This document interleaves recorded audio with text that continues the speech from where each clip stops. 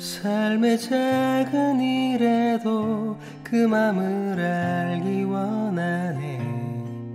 그 길, 그 좁은 길로 가기 원해. 나의 자금을 알고 그분의 크심을 알며 소망, 그 깊은 길로 가기 원하네.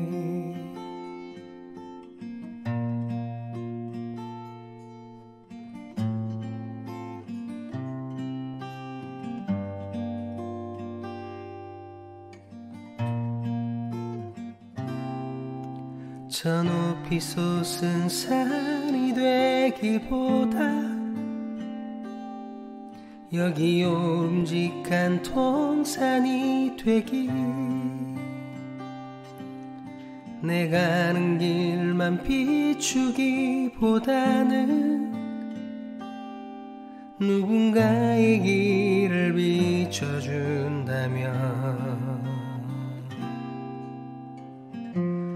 내가 노래하듯이 또 내가 얘기하듯이 살기, 난 그렇게 죽기 원하네. 삶의 한 절이라도 그분을 닮기 원하네. 살아 그 높은 길로 가기 원하네. 좁은 길로 가기 원하네. 깊은 길로 가기 원하네.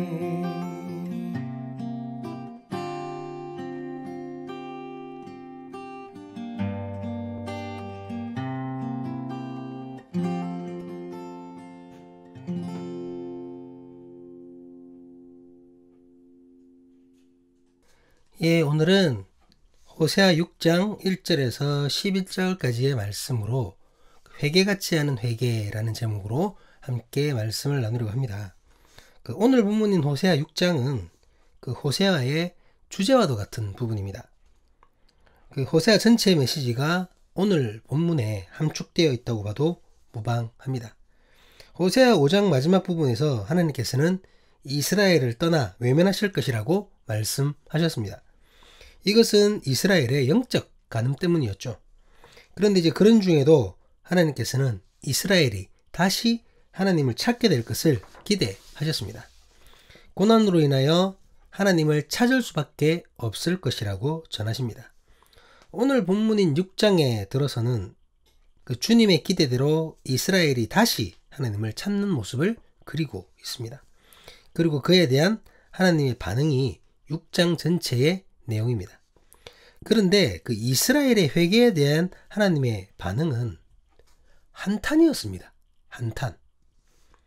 그 이유는 제목에서도 밝혔듯이 이스라엘이 회개 같지 않은 회개를 했기 때문입니다. 이스라엘은 하나님 앞에서 너무나도 불성실한 회개로 오히려 하나님을 기만했던 것입니다. 일단 이스라엘은 그 하나님께로 돌아가자고 이제 고백은 합니다. 우리 본문 1절, 2절 말씀입니다. 오라 우리가 여호와께로 돌아가자. 여호와께서 우리를 찢으셨으나 도로 낫게 하실 것이요 우리를 치셨으나 싸매어 주실 것임이라. 여호와께서 이틀 후에 우리를 살리시며 셋째 날에 우리를 일으키시리니 우리가 그의 앞에서 살리라. 이 부분을 이스라엘 백성을 향한 그 선지자 호세아의 권고라고 말하는 학자들도 있습니다. 그러니까 이제 이스라엘 백성들의 고백이 아니라 호세아가 권고하는 것이다, 이렇게 주장하는 학자들도 있는데, 근데 이제 하지만 앞뒤 맥락을 살펴보았을 때에 5장에 나타났던 그 하나님의 단호한 심판 선포에 대한 그 이스라엘 민족의 반응이라고 보는 것이 더 자연스럽습니다. 일단 그 이스라엘은 표면적으로 그 하나님께 회개하는 것처럼 지금 보입니다. 그들은 확신에 차 있죠. 하나님께 돌아가기만 하면 주께서 치유하시고 회복시키실 것이라고 믿고 있습니다. 이것은 과거 경험에 의한 것이라고 할 수 있겠죠. 그들의 경험에 의해서. 지금까지 범죄한 이스라엘이 회개하고 돌이켰을 때에 늘 변함없이 용서하시고 회복시키셨던 그 하나님을 향한 경험이었던 것입니다. 그러니 이번에도 당연히 회개하는 자신들을 빠르게 회복시키실 것을 기대하고 있는 것이죠. 이스라엘은 하나님께 돌아가자고 외치면서 또한 하나님을 힘써 알자고 고백합니다. 우리 본문 3절 말씀입니다. 그러므로 우리가 여호와를 알자, 힘써 여호와를 알자. 그의 나타나심은 새벽빛 같이 어김없나니 비와 같이 땅을 적시는 늦은 비와 같이 우리에게 임하시리라 하니라. 하나님을 알지 못하는 것에서 고난의 이유를 찾은 것입니다. 자기들이 하나님을 몰랐기 때문에 상황이 이렇게까지 되었다는 것이죠. 그냥 들으면 여러분 맞는 말 같잖아요. 예, 맞는 말 같습니다. 하지만 여기서 이스라엘의 불성실이 그대로 드러납니다. 하나님은 이스라엘 민족에게 끊임없이 자신을 나타내셨죠. 계속해서 자신을 나타내셨습니다. 그런데 지금까지 뭘 하다가 이제 고백한다라는 말이 결국 하나님을 모른다는 얘기잖아요. 하나님을 모르니까 이제라도 힘써 알자. 지금 그 얘기를 하고 있는 것 아닙니까? 예. 이스라엘의 불성실입니다, 여러분. 어쨌든 이제라도 하나님께 돌아가서 하나님을 힘써 알자고 고백하고 있습니다. 그러면서 돌아온 자신들을 새벽빛과 같이 어김없이 고치실 것이라고 믿고 있는 것이죠. 땅을 적시는 빛처럼 반드시 자신들에게 임하실 하나님을 확신하고 있습니다. 어떻게 해서든지 하나님께로 돌아가기만 하면 된다고 생각하고 있는 거죠. 돌아가기만 하면 된다. 인간 간의 관계에서 봤을 때 여러분, 이런 사람과의 관계를 뭐라고 합니까? 그런 사람을 뭐라고 하나요? 무조건 용서 다 해주고 내가 아무리 잘못을 해도 다 받아주고 아이고 내가 사과하면 또 용서해줘. 잘못해도 이렇게 생각하는 걸 우리는 뭐라고 합니까, 여러분? 이런 경우를 여러분 우리는 전문 용어로 여러분 호구라고 얘기합니다. 호구로 본다라는 거죠. 그 사람을 호구로 보는 겁니다. 바보로 보는 거죠. 이스라엘은 하나님을 호구로 본 것입니다, 여러분. 호구가 무슨 말인지 다 알 것입니다. 어수룩해서 이용하기 좋은 사람을 비유적으로 하는 말이죠. 모자라기 때문에 지 손해보는 줄 모르고 그래 하고 말로 또 달게면은 헤헤 하고 좋다고 오는 그런 사람들을 호구라는 겁니다, 여러분. 지 속는 줄 모르고 지 당하는 줄 모르고 하나님을 그렇게 보고 있었던 것이죠. 누가요? 이스라엘 민족이. 하지만 전능하신 하나님께서는 여러분 호구의 하나님이 아니십니다. 어리숙해서 속은 것이 아니라 알지만 속아주신 사랑의 하나님이십니다. 알고도 속은 겁니다, 여러분. 사랑의 하나님께서는 이제는 말뿐인 이스라엘의 회개를 단호하게 비판하십니다. 본문 4절 말씀입니다. 에브라임아 내가 내게 어떻게 하랴? 유다야 내가 내게 어떻게 하랴? 너희의 은혜가 아침 구름이나 쉬 없어지는 이슬 같도다. 하나님께서 남북국 모두를 향해서 남한국, 북한국 전부 다 이스라엘과 유다 모두에게 이 인간들 정말 어쩌면 좋냐 하고 지금 한탄하시고 탄식하는 겁니다, 지금. 이것들 정말 어쩌면 좋지? 이스라엘의 은혜가 맑은 날 사라지는 구름 같고 아침이면 없어지는 이슬과 같다고 말씀하십니다, 여러분. 무슨 말입니까? 그들의 행동이 일회성에 지나지 않는 것임을 나타내는 말씀이죠. 지금 이스라엘의 회개는 일시적인 것일 뿐 지속적인 것이 아니라는 것을 지금 지적하시는 겁니다. 당장은 고난 때문에 하나님께 돌아오고 여호와를 알려고 힘쓰는 것처럼 보이지만 당장은 그렇지만 다시 회복되면 언제 그랬냐는 듯이 하나님 앞에서 또 범죄할 인간들이라는 말씀입니다. 그럴 사람들이 유다인들이고 이스라엘인들이라는 겁니다. 애초에 본문에 나타나는 이스라엘의 회개는 여러분 올바른 회개라고 보기가 힘듭니다. 왜 그렇습니까, 여러분? 그럴듯하게 들리지만 이스라엘의 회개에는 죄에 대한 고백이 빠졌어요. 이게 무슨 말입니까, 여러분? 자신이 무슨 잘못을 저질렀는지 고백하지 않고 있다는 겁니다. 회개라는 것은 여러분 죄를 정직하게 고백하는 거잖아요. 죄를 고백합니다, 여러분. 죄를 고백하고 그 죄를 용서받는 거예요. 주님 앞에 내가 이런 잘못을 저질렀습니다. 주님 용서해 주십시오.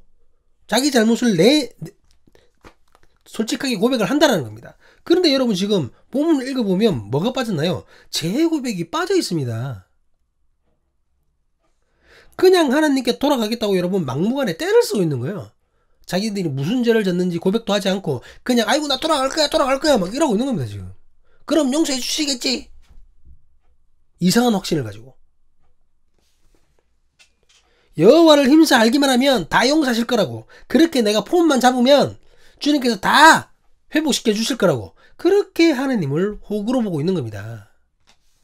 이런 말도 안 되는 회개를 하고 있으니 이 인간들을 어떻게 해야 하느냐며 주님께서 한탄하시는 것이죠. 하나님께서는 잘못된 회개를 남발하고 있는 그 이스라엘을 향해 회복이 아닌 심판을 선포하십니다. 본문 5절 말씀입니다. 그러므로 내가 선지자들로 그들을 치고 내 입의 말로 그들을 죽였노니 내 심판은 빛처럼 나오느니라. 본문에 치고 죽였노니는 그 죽였노니로 번역된 두 동사는 원어상 모두 완료형입니다. 완료형. 그러니까 그들을 쳤고 그들을 죽였다가 되겠죠. 앞으로 일어날 일을 얘기하면서 이렇게 완료형으로 말씀하신 겁니다. 이런 표현을 뭐라고 하냐면 예언자적 완료형이라고 얘기합니다. 그러니까 반드시 일어날 일이라는 거죠. 미래에 일어날 일이지만 완료가 된 것처럼 반드시 일어날 일이라는 겁니다. 하나님의 단호한 의지가 다시 한번 드러납니다. 잘못된 회개로 인해 하나님께서 이스라엘을 반드시 심판하실 것을 말씀하시는 것이죠. 범죄한 이스라엘은 하나님께 돌아가는 것으로 회복을 기대했지만 공의의 하나님께서는 불성실하고 잘못된 회개로 당신을 기만하는 그 이스라엘을 심판하시겠다고 선언하신 것입니다. 하지만 하나님의 심판은 그 목적이 이스라엘 백성을 죽이는 것에 있지 않잖아요. 그 이스라엘 백성을 망하게 하는 것에 목적이 있는 것이 아니라는 겁니다. 이스라엘이 호구의 하나님으로 생각했던 하나님은 사랑의 하나님이십니다. 일부러 속아주시는 하나님이시라는 거죠. 심판의 궁극적인 목적은 하나님의 공의를 세우고 나타내는 것입니다.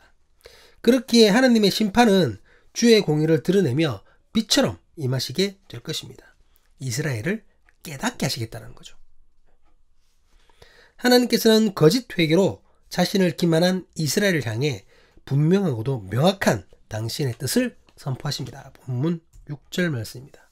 나는 인애를 원하고 제사를 원하지 아니하며 번제보다 하나님을 아는 것을 원하노라. 본문의 인애는 히브리어로 헤세드라는 단어입니다. 헤세드 많이 들어보셨죠? 개역 성경에서는 그 문맥에 따라 이 헤세드를 인자, 인애, 은혜, 후대, 선대, 자비, 긍휼, 선한 일, 불쌍히 여김, 아름다움 등등으로 번역됩니다. 여러 가지 좋은 뜻이 많죠. 그러니까 이제 헤세드의 뜻을 우리가 살펴보면, 번역된 뜻을 살펴보면 그 그리스도인들이 삶에서 드러내는 그 믿는 자들의 성품이라는 겁니다. 성품이라는 거죠. 인애, 즉 헤세드를 원하시고 제사를 원하시지 않는다는 말씀은 제사와 같은 형식만을 지키는 것을 원하지 않는다는 그 말씀입니다. 형식을 원하지 않는다는 거예요. 실제 삶에서 사랑하고 실제 삶에서 베풀고 실제 삶에서 나누며 사는 것을 원하신다는 겁니다. 실제 삶에서. 번제보다 하나님을 아는 것을 원하신다는 말씀도 마찬가지입니다. 하나님께 번제를 올리면서 정작 하나님을 제대로 알지 못한다는 것이 말이 되지 않잖아요. 내가 지금 제사를 드리고 있는데 그 제사의 대상이 어떤 분인지를 모른다? 무슨 말입니까 그게? 바보죠, 바보에. 제대로 된 번제를 위해서라도 하나님을 먼저 바로 아는 것이 중요합니다. 번제의 방법이나 순서를 아는 것이 아닙니다, 여러분. 그 번제를 받으시는 하나님께서 어떤 분이신지를 먼저 알아야 한다는 겁니다. 이스라엘도 하나님을 제대로 알지 못했던 자신들을 돌이켜 여호와를 힘써 알자라고 고백하였습니다. 하지만 그 고백은 말뿐인 고백이었고 일시적인 고백, 위기를 면피하기 위한 수단으로서의 고백일 뿐이었다는 거죠. 그렇기에 주님은 그 진실하지 못한 고백을 받아들이지 않으셨습니다. 진실로 중요한 것은 삶에서 드러나는 사랑이며 온 마음을 다해 여호와 하나님을 바르게 아는 것입니다. 하나님은 인애를 저버리고 여호와를 모르는 이들처럼 행하였던 이스라엘의 지난 모습을 지적하십니다. 본문 7절에서 9절까지 말씀입니다. 그들은 아담처럼 언약을 어기고 거기에서 나를 반역하였느니라. 길르앗은 악을 행하는 자의 고울이라 피 발자국으로 가득 찼도다. 강도떼가 사람을 기다린 같이 제사장의 무리가 세겜길에서 살인하니 그들이 사악을 행하였느니라. 학자들 사이에서는 여러분 본문의 아담이라고 나왔잖아요. 이 아담이 창세기에 나타나는 그 아담인지 아니면은 어떤 특정 장소를 나타낼 때의 아담인지, 그러니까 아담이라는 장소가 있을 거다라는 것 때문에 그 번역에서 문제가 좀 되고 있어요. 그러니까 이제 그냥 얼핏 보면은 창세기에 나타나는 아담 같지만 또 뒤에 내용을 보면 그렇지 않다라는 거죠. 근데 이제 어떤 번역이 맞든지 간에 하나님을 반역한 것과 관계 있는 것만 확실하잖아요. 지금 그 얘기를 하고 있는 거 아닙니까? 하나님을 향한 반역. 길르앗과 세겜에서도 하나님의 뜻과는 상관없는 하나님과의 약속을 어기고 범죄하는 이스라엘의 모습을 드러내고 있습니다. 종교적으로 권력을 가졌다는 이들에 의해 사람들을 괴롭히고 약탈하는 일이 발생한 것입니다. 이스라엘은 지금까지 하나님께서 원하시는 인내의 삶을 살지 않았습니다. 하나님의 뜻도 제대로 알지 못하고 제대로 알려고 하지도 않았습니다. 고난을 피하기 위해 형식적인 회개만 있을 뿐 진정으로 변하지 않는 이스라엘입니다. 본문 10절 11절입니다. 내가 이스라엘 집에 가증한 일을 보았나니 거기서 에브라임은 음행하였고 이스라엘은 더럽혀졌느니라. 또한 유다여 내가 내 백성의 사로잡힘을 돌이킬 때에 내게도 추수할 일을 정하였느니라. 하나님께서는 남유다와 북이스라엘 모두 더럽혀졌다고 선언하십니다. 이것은 그들의 종교적인 행위로 깨끗해질 수 있는 것이 아닙니다. 하나님께 제사를 올린다고 회복되는 것이 아니라는 말입니다. 제사만 지낸다고. 이스라엘은 하나님께서 진정으로 원하시는 것을 전혀 모르고 있습니다. 범죄한 이스라엘을 향해 하나님께서 심판을 말씀하셨습니다. 하나님께서는 그 심판을 통해 이스라엘이 돌이키기를 기대하셨습니다. 이스라엘은 심판을 말씀하신 하나님께 회개하며 여호와께 돌아가겠다고 고백하였습니다. 하지만 그들의 고백은 말뿐인 고백이었습니다. 그들은 하나님께 돌아오고자 말하고 여호와를 힘써 알자고 고백했지만 그것을 진정으로 실행할 마음이 없었습니다. 그저 그 고백을 들으신 하나님께서 기계적으로 자동적으로 자신들을 회복시키실 것이라는 그 안쓰러운 확신을 가지고 있을 뿐이라는 거죠. 우리가 막 고백하고 하나님께 돌아가자, 하나님 알자 이렇게 하면 용서해 주실 거야 자동적으로 이렇게 생각하고 있다는 겁니다. 이상한 확신을 가지고 있었죠. 그런 이스라엘을 향해 하나님께서는 회복이 아닌 심판을 선언하셨습니다. 그러시면서 그들이 깨닫기를 원하셨습니다. 이스라엘이 형식적으로 행하고 있는 제사보다 중요한 것이 무엇인지, 번제의 참된 의미가 무엇인지를 알기 원하셨습니다. 하나님께서는 인애를 원하셨습니다. 실제 삶에서 성도로서의 도리를 다하기를 원하셨던 것입니다. 그러면서 하나님을 바로 알기를 기대하셨습니다. 번제를 받으신 하나님께서 어떤 분이신지를 분명하게 알아야 한다는 것입니다. 사랑하는 사람의 교회 신앙 공동체 여러분, 오늘 말씀에 나타난 이스라엘의 모습이 우리의 모습과는 다른 모습인가요? 우리와는 다릅니까? 죄를 지어도 형식처럼 회개하며 하나님께 돌아간다고 고백하면 하나님께서 기계적으로 회복시킬 것이라는 그 이스라엘의 믿음이 지금 우리의 믿음과는 다른 믿음입니까? 우리는 그렇지 않나요? 참 안타깝게도 그렇지 않습니다, 여러분. 너무나 많은 그리스도인들이 본문에 나타나는 이스라엘과 똑같은 모습으로 입술만 회개하며 만족하는 것을 보게 됩니다. 실제 삶의 변화는 없이 그저 입술의 고백만이 난무합니다. 진정한 회개는 입술로 고백하고 삶으로 고백하는 것인데 입술의 고백만 있을 뿐 삶에서는 다음 회개를 위해서 죄를 쌓아가는 그런 모습입니다. 하지만 이런 회개는 하나님께서 결코 받지 않으십니다. 오히려 실망하신 마음으로 내가 너희를 어떻게 하랴 하시며 한탄하실 뿐이죠. 어떤 사람은 잘못된 한국교회를 향해서 예배가 회복되어야 한다고 외칩니다. 예배가 잘못되었기에 한국교회와 성도들이 잘못하고 있다는 것이죠. 일정 부분 이 부분에서 저도 동의합니다. 하지만 이 외침은 주께서 진정으로 원하시는 것이 무엇인지를 온전히 깨닫지 못하는 말씀일 뿐입니다, 여러분. 예배가 중요한 것은 맞죠? 저도 동의합니다. 하지만 예배 이전에 예배자가 있습니다. 예배 이전에 하나님이 있습니다. 하나님은 그저 예배를 원하시는 것이 아니라 사랑을 먼저 원하십니다. 예배하기 이전에 예배를 받으시는 하나님을 먼저 알고 하나님의 뜻을 먼저 바로 알아야 한다는 거죠. 마태복음 5장 23절 24절에서 예수님은 이렇게 선언하십니다. 그러므로 예물을 제단에 드리려다가 거기서 내 형제에게 원망 들을 만한 일이 있는 것이 생각나거든 예물을 제단 앞에 두고 먼저 가서 형제와 화목하고 그 후에 와서 예물을 드리라. 예물을 드리는 것보다 여러분 더 중요한 것이 예물을 드리는 그 사람의 삶이라는 거죠. 예, 형제 자매와의 관계입니다, 여러분. 마찬가지로 예배보다 더 중요한 것은 그 예배에 임하는 예배자의 삶이라는 거죠. 삶이 개판인데 삶은 맨날 싸우고 다투고 불법 저지르고 남 짓밟고 이러고 있는데 예배 드린다고 와가지고 그게 예배입니까?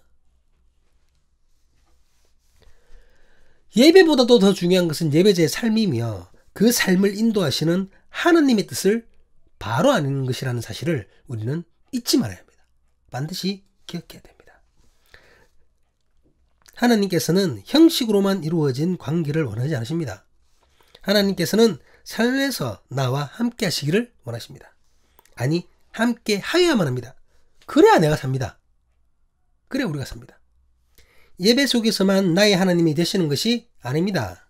내 삶의 전반을 통해 나의 하나님이 되십니다. 그러기에 우리의 회개는, 고백은 예배 속에서 형식으로만 끝나서는 안 된다는 것입니다. 하나님의 뜻을 바로 알아 회개가 삶에서 드러나고 고백이 삶으로 나타나야 합니다. 그것이 참된 회개이고 그 회개를 통해 하나님의 회복이 이루어질 것입니다. 우리의 회개가 온전한 회개가 될 수 있기를 간절히 기도합니다. 입술의 죄를 고백하고 삶으로 죄를 멀리하면서 주님 앞에 나아갈 수 있기를 간절히 기도합니다.